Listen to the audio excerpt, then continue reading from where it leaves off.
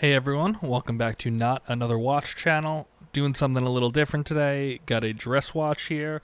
This is a Lobinni Interlaken World Time.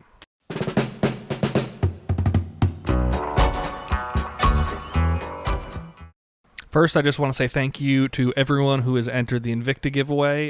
You can see that's the previous video to this one. If you haven't already entered, you have a few more days, unless you're seeing this way down the line in the future, then a winner's already been picked. But thanks for everyone who's entered. It's been really great, and it's been cool to see all the comments and reactions, so I'll definitely be doing another one of those soon, but thanks for everyone who's entered so far. So this is a Lobinni Interlaken. I bought it online. It is a Chinese dress watch. It is a world timer, technically. It is also a moon phase, it says. Spoiler alert, it's not really either of those things, but I'll dive a little more into that. But first off, you can see it comes in this little, fake wood box, but it's a nice touch because it's not a crappy, weird-looking box, I guess, like some other watches come in that are just cardboard. But you can see the second N in Lobinni's already fallen off, so the lettering isn't great, but what do you expect for a watch that's $120? Popping open the box here, first impression, I really think it's a beautiful watch. It's a rose gold case, kind of an ivoryish face, rose gold hour hands and numerals. The band is brown leather. I'm not sure if it's real leather, even though it says it is. It took a day or two to break it in and become more comfortable. But as you can see, it also has a deployant clasp on it, which I think at this price point is really cool. I did find this same exact band on Amazon for like $17, so that's not bad. It's a cool watch on first impressions. Taking a closer look at it, the case to me is a little bit thick, but I know watches like this are usually kind of thick. It claimed on the website it was 11 millimeters thick. I don't really buy that. The dial diameter says is 42 millimeters. The bandwidth is 22 millimeters, but it tapers nicely, so this leather band looks nice. It claims that it has a water resistance of 5 bars, but the crown doesn't screw down, so I would not go swimming with this watch. But yeah, the crown is not screwed down, but in its normal resting in position, that is how you manually wind the watch, but it is also automatic. Taking a closer look at the face here, it has a pulsations meter around the outside.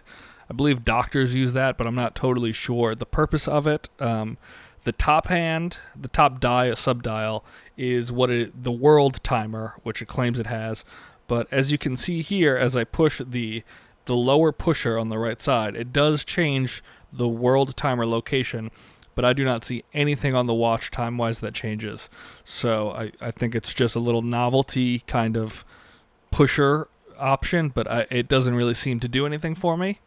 On the right, you obviously have the date there. At the bottom, it is a 24-hour clock, which moves in correlation with the regular hour and minute hand.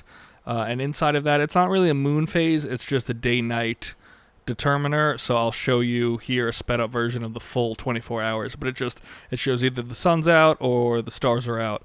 It's not really a moon phase. And then on the left, that little weird gas looking gauge thing is the days of the week, but I'll show you a close-up because I've never seen a watch like this, but it's not just Monday through Friday. It's like 1, 4, 7, it's like every other. So on the first pass of that little dial, you hit every other, and the back comes and hits the odd ones. I'll show you, it's hard to explain, but it's like 1, 3, 5, 7, and 2, 4 in the middle. It's kind of weird. I can't read them anyway, even with my glasses on, so they're not really useful as a determiner of the day. This watch has no lume, nothing on the face glows or lights up at night. Wasn't really expecting that in this, since it's a kind of a nice dress watch, but yeah, nothing looms on here. The top pusher here on the side controls the days of the week, and the bottom pusher does the world timer, and then the hand pops out, and one sets the date, one sets the time, and the 24-hour hand moves along with that. So for a watch that looks somewhat complicated, it's a fairly easy, controllable watch. The back of the watch is also cool. It's kind of a display back. It says Blade and Will. Not sure what that means. It has a little bit of, I think that's a lion on there. Some sort of, looks like Asian art. But it's a very nice watch. It looks like it's thoughtfully put together. You can see here also the band has those little quick release slots in the back, so you could pop this out and replace it with another leather band very easily, which I think is awesome because most leather bands are kind of a pain in the ass to change. On the wrist here, it sits very comfortably. The band is comfortable once you break it in. It took me a few days to get it to a place where it was comfortable, but it doesn't sit as high on the wrist when you're wearing it, but it does look thick. But other than the thickness, I think this is a great option for anyone who's looking for a cool-looking dress watch. Comes in a bunch of other colors, too, so you don't need to love rose gold. There are other options. You can get straight-up steel. But I would really recommend this. I was missing a nice dress watch in my collection, and I think this is a great piece that will fill that void I'm looking for. I have another one coming that's by a different brand in the next week or so look out for that. But hope you guys enjoyed this. Let me know what you think. If you have any other questions about it, let me know, and I'll see you guys next time. Thanks.